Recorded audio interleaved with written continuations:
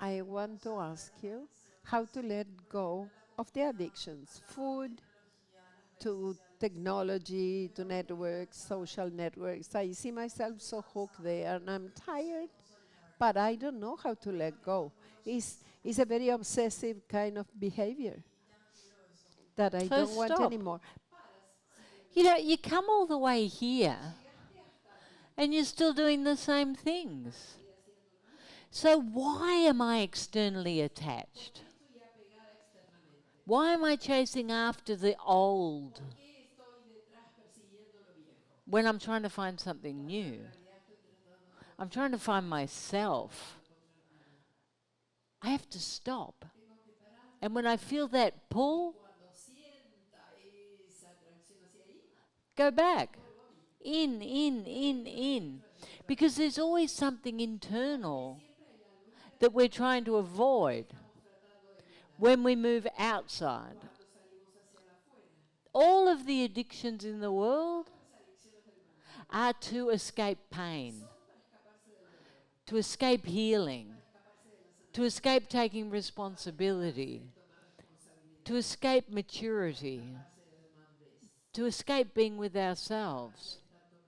And it's not just for enlightenment, it's for freedom.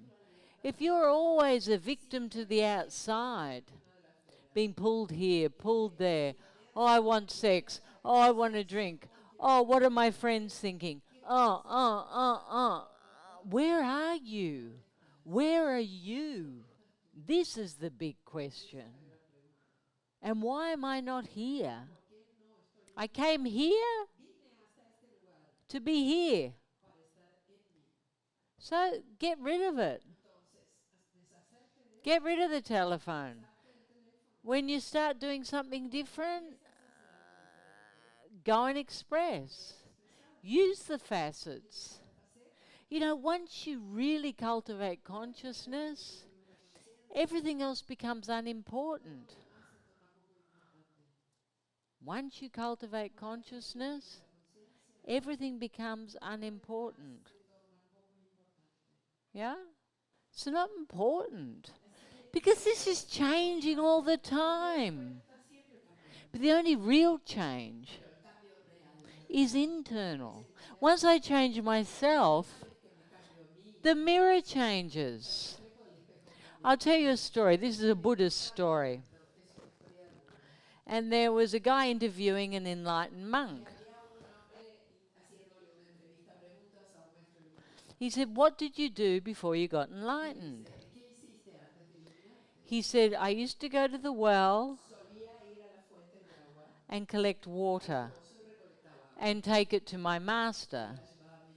And then I used to go and get cut wood and I used to make a fire so everyone would be warm." And he said, "Now that you're enlightened, what do you do?" He said, "I do the same thing. I go and get water and I go and chop wood." He said, "Well, what's the point of being enlightened?" He said, "Because everything changed. Because I'm so here. I can see all the beauty. I can see the magic. I can see the perfection of this beautiful creation. I live in the silence, not the noise of my head. I'm completely enjoy being here in this moment because I'm not defining myself through what I'm doing. I'm defining myself through what I'm being." Nothing changed. I changed and the world changed. And that's the truth. Once you're in consciousness, permanently, everything changes. I remember when I first met Parvati. I'll never forget this. It always stuck in my head. She was my very first student. That's why I call her numero uno. Anyway, I built a center on borrowed land. I rented the land, and it was such an incredible place. And it had the Caribbean here, right here. It had Sierra Nevada behind, and a river coming through, going to the Caribbean. We're in the middle of the jungle. It was the most beautiful place you've ever seen. There was no buildings. There was just the center we built and paradise. And I'll never forget Parvati standing there saying, "When's the magic gonna begin?"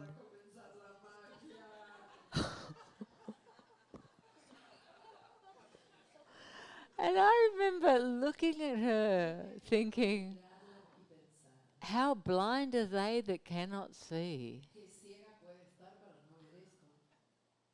And that's why I built there.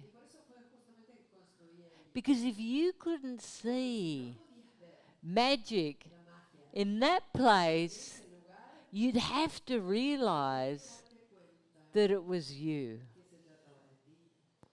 Or no? But how many people do that? They're so blind in their misery and their judgments and their addictions and their need for approval and their need to show themselves what they've achieved, what they've done, how clever they are, which is never enough, huh?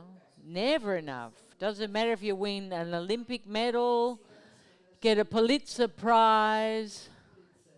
It makes no difference. Because if you don't love yourself, you cannot see it. But if you're carrying water or chopping wood and you're enlightened, you're at one with God.